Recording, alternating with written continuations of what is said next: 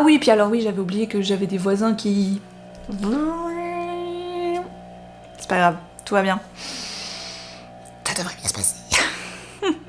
Je me suis fait une réflexion, il y a pas longtemps là, c'était en fin d'année dernière. L'écriture, c'est pas fait pour tout le monde. Et je parlais de ça notamment avec des proches, avec qui j'échange aussi beaucoup sur le sujet, et où je me disais qu'en fait des fois, il y a juste des situations dans ta vie où tu dois te rendre compte de quelque chose. Tu peux essayer de le combattre coûte que coûte, mais après tu peux aussi te dire, ben je peux aussi lâcher l'affaire. Me dire que c'est pas forcément nécessaire à ma vie là maintenant tout de suite, et que c'est pas grave.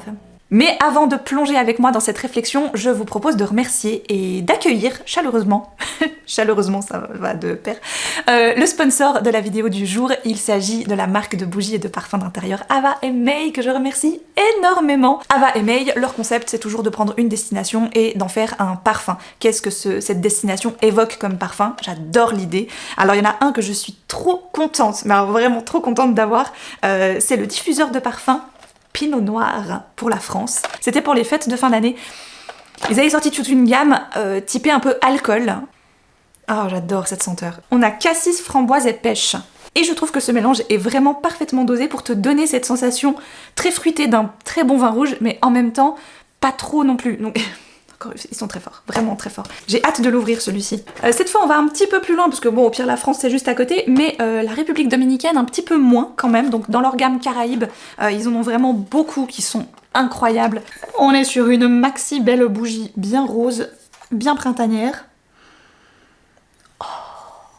Oh ça sent incroyablement bon. C'est fève de tonka, noix de coco et orchidée. Oh. Ah ouais j'adore. Et la dernière, alors celle-ci je suis aussi très curieuse parce que chez Ava & May il y a aussi une gamme un petit peu plus luxueuse qui s'appelle Club Noé, et donc dans celle-ci j'ai la nouveauté Cherry. Encore une fois, c'est pas trop entêtant, même si tu te dis oui c'est à la cerise, tu vas peut-être te dire que ça peut vite monter à la tête. Donc on est sur cerise, mais pas seulement, parce qu'on a aussi jasmin et bois de santal, et c'est ça la force de Ava & May, c'est que même s'ils te proposent une senteur qui est la plus importante des trois, il y a toujours les deux autres qui vont un petit peu contrebalancer, ce qui fait qu'elle est agréable à tout moment.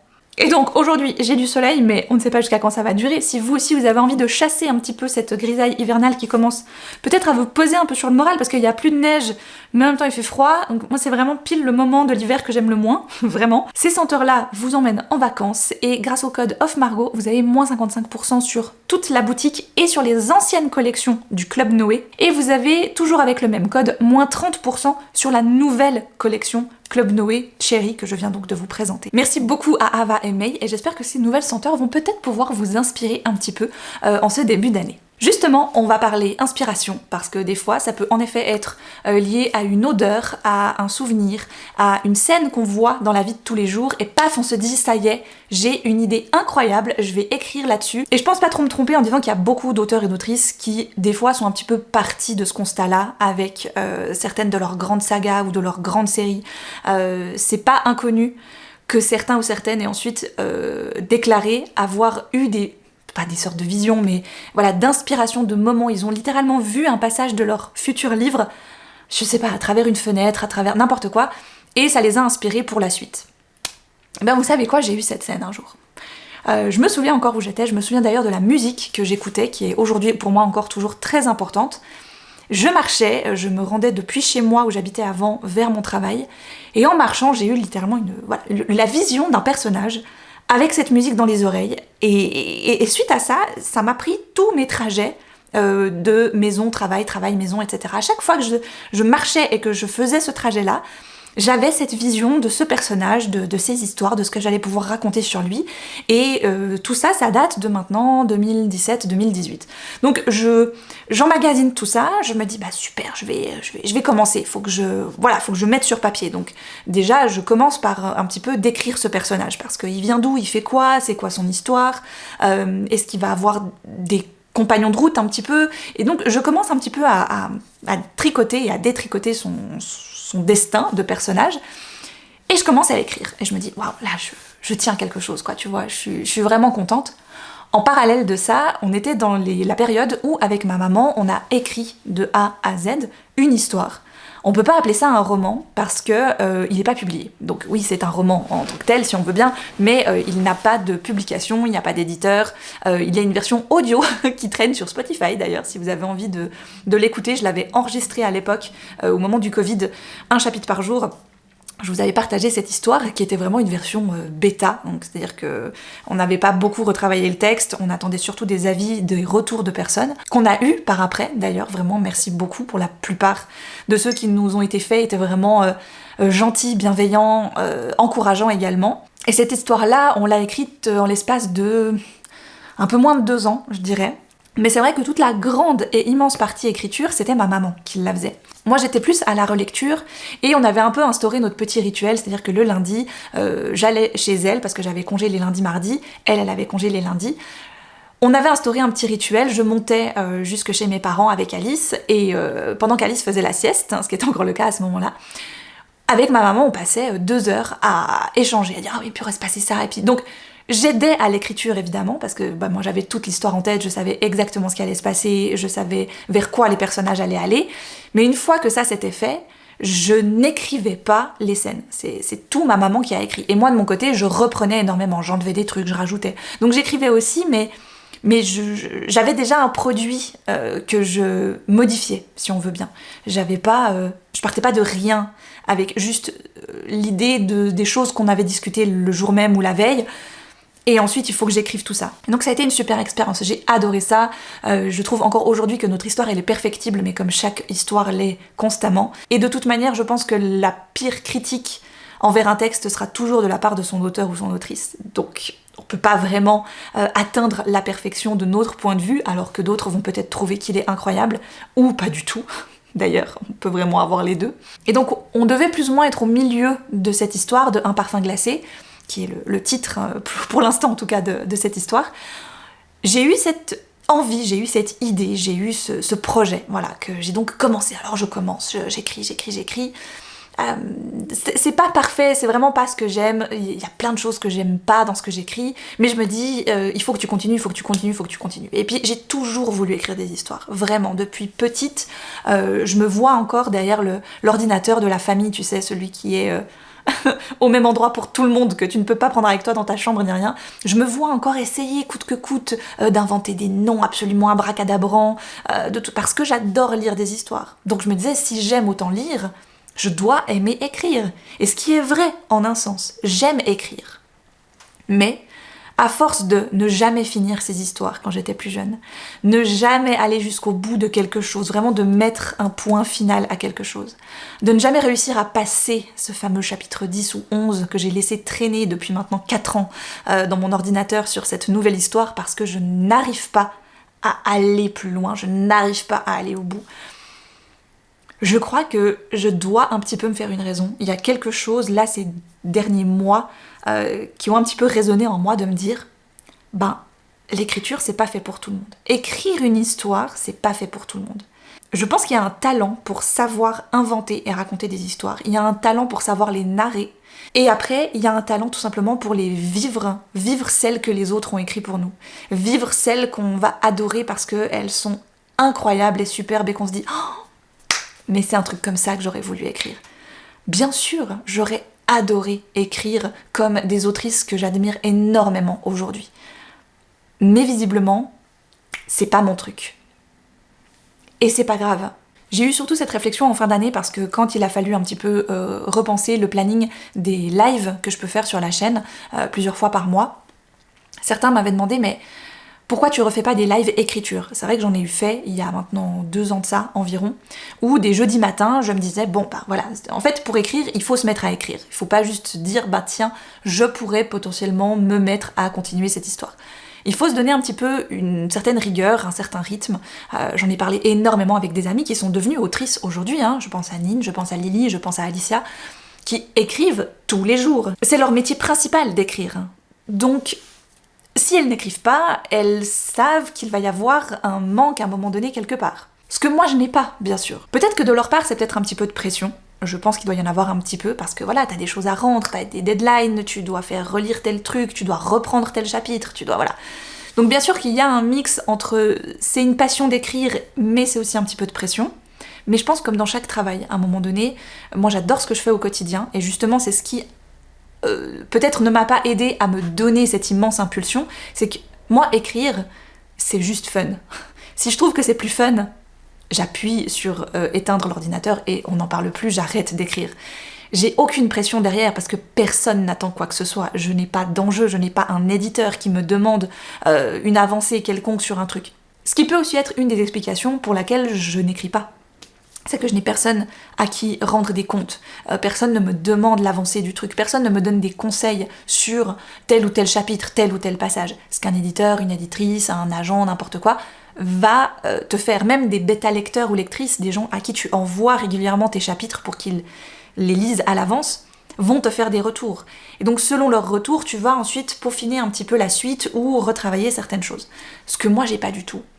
Et c'est là où j'ai un peu cette dualité, c'était que quand on m'a demandé mais où en sont les live écritures, est-ce que tu vas en refaire ? Dans ma tête, c'était clair et net que c'était fini en fait, mais depuis un moment.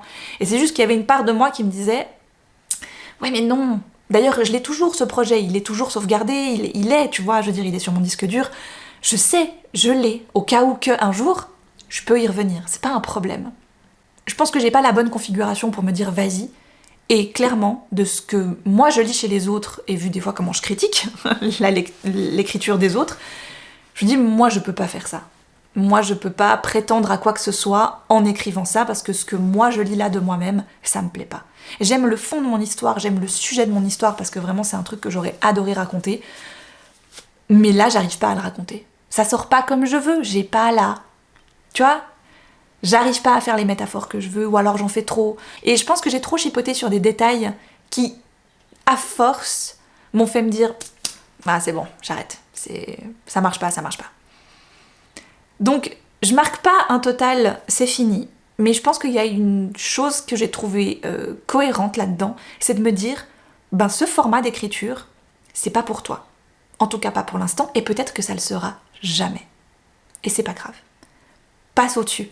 Passe à autre chose, délecte-toi des écritures des autres, vis à travers des mondes que tu n'as pas inventés, mais que les autres ont inventés pour toi et te les donnent, tu vois aussi, un peu sur un plateau, en tout cas entre des pages, et profite de ça. Mais après, je peux pas dire que j'aime pas écrire. Je peux peut-être juste affirmer que l'écriture de fiction, ce n'est pas pour moi.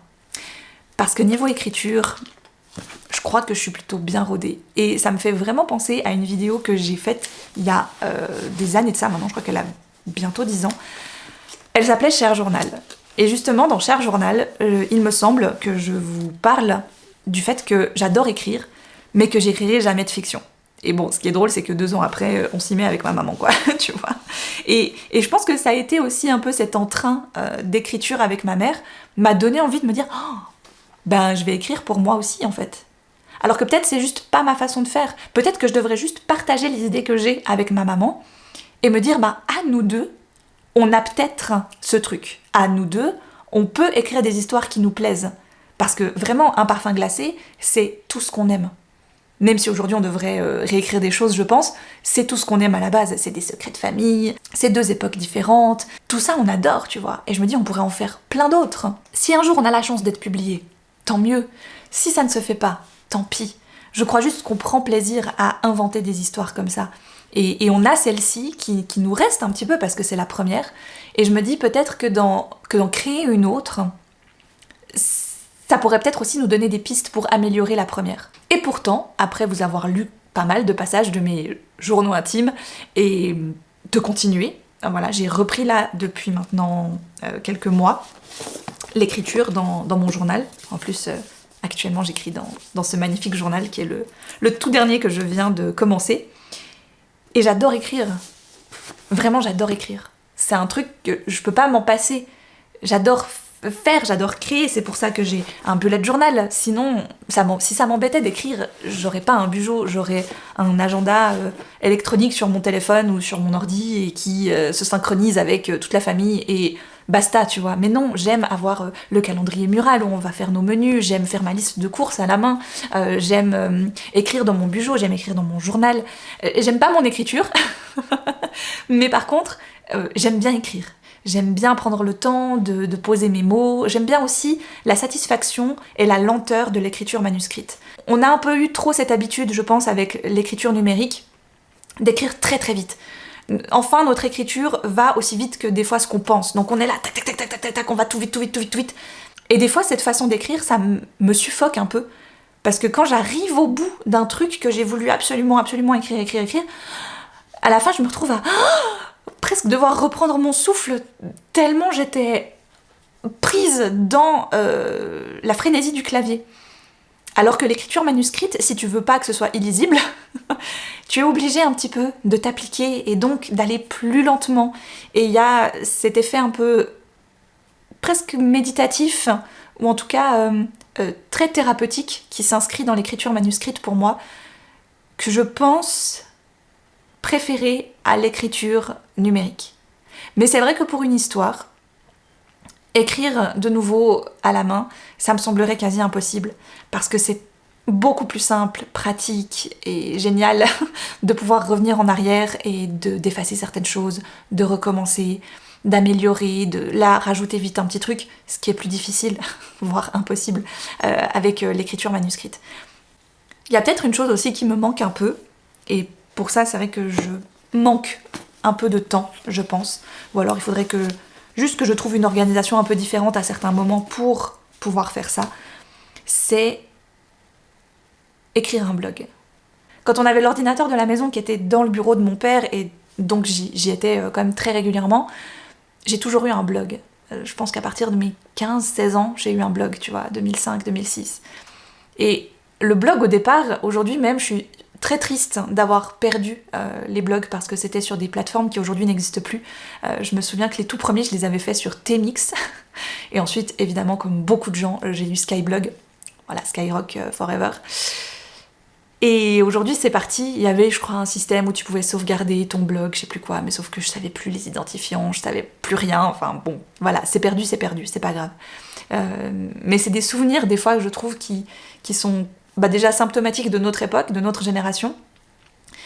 Et puis c'était une façon de communiquer avec le reste du monde sans pour autant cet effet instantané. C'est ce que j'aimais beaucoup dans le blog, c'est que j'écrivais ma pensée, j'écrivais mon article, mes états d'âme, hein, c'était un petit peu comme un journal finalement, mais pas intime, c'était un journal public d'une fille anonyme. Je m'appelais pas du tout Margot sur internet à ce moment-là, vraiment pas. Et c'était une façon aussi d'échanger avec les autres, mais en différé. C'est-à-dire que eux venaient te lire et te laisser un commentaire, mais tu ne savais pas quand ils allaient le faire. C'était aussi un peu plus facile pour moi que de me dire je vais écrire à quelqu'un et tout lui déblatérer, tu vois, un peu comme par message ou sur MSN.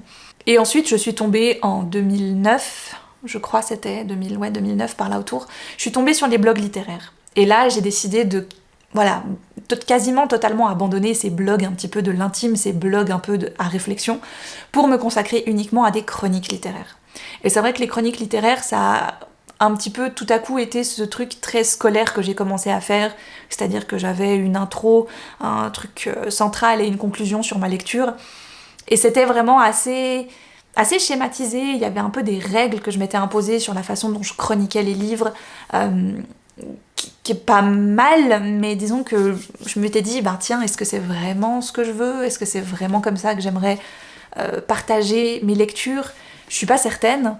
Ça me faisait un petit peu trop penser aussi au format que j'avais pris l'habitude de faire en vidéo, avec les rendez-vous habituels, le fameux c'est lundi que lisez-vous, le fameux bilan lecture, où c'était quand même assez cadré, il n'y avait pas un peu ce côté un peu fourre-tout, comme je peux le faire dans les vlogs tranches de vie aujourd'hui, qui je pense ressemble plus à ce que je faisais sur mes blogs à l'époque, avec des réflexions, avec les derniers trucs que j'ai pris, que j'ai achetés, que j'ai consommés, bref, qu'importe, entrecoupés de séries, de jeux, de films, de livres, de la vie quoi, en fait, tout simplement. Et je pense que c'est ce format d'écriture que j'aime. C'est prendre un sujet tout à coup, pouf, et commencer à déblatérer dessus.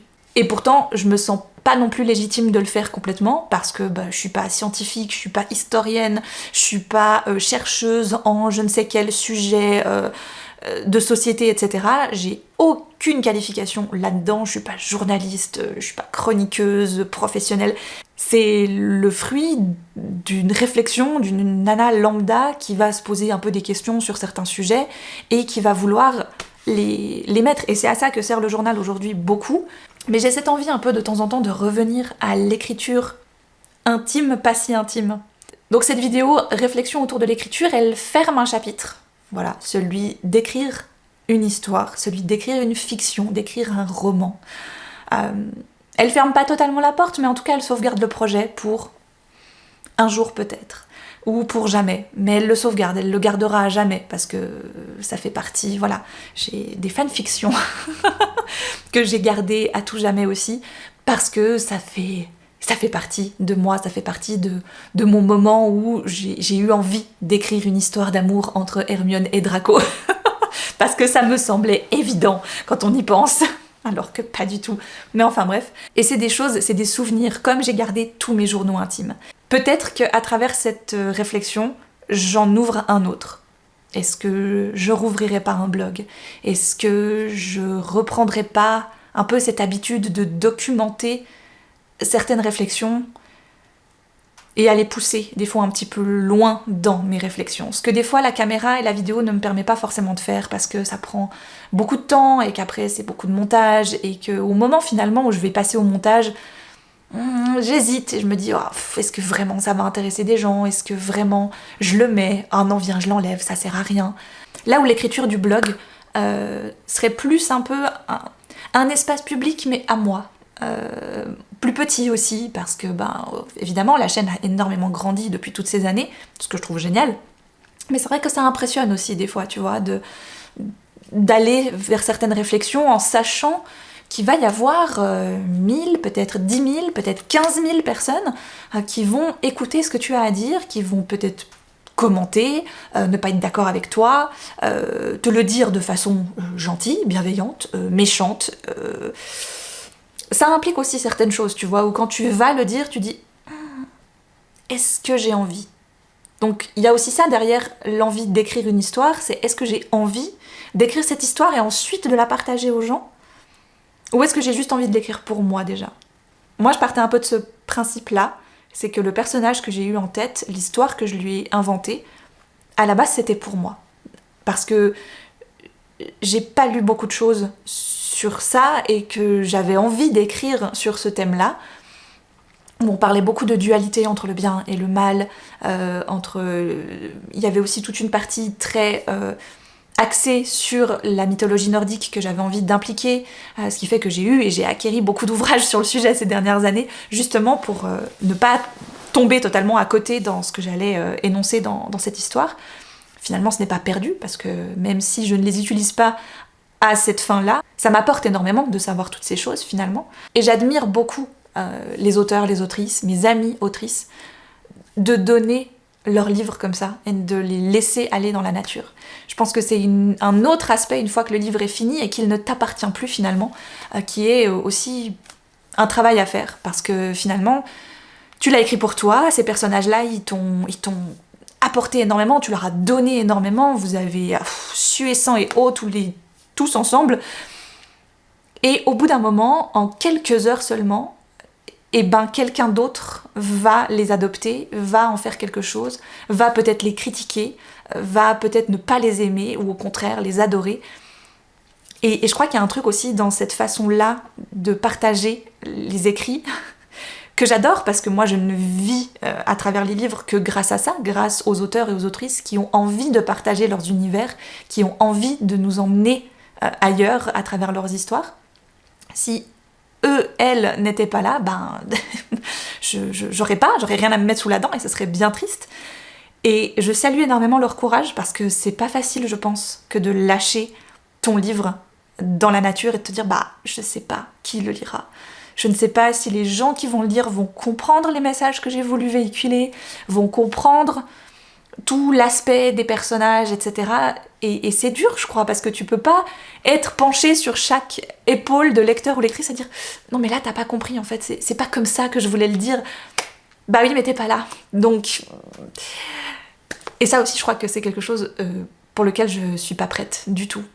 Mais ça me dérange pas parce que, bah, encore une fois, d'en prendre conscience, je crois que ça m'aide à laisser ce chapitre-là d'écriture, en tout cas d'écriture en solo, de côté. Et de me dire, bah tu sais quoi, c'est pas grave. Vraiment, c'est pas grave. Tant pis. Je le vis pas mal de me dire, oh, bon, finalement, j'aurais jamais fini cette histoire. Tant pis. Finalement, je me dis, c'est rigolo parce que ça me ressemble. C'est totalement ce que la Margot de 11-12 ans aurait fait.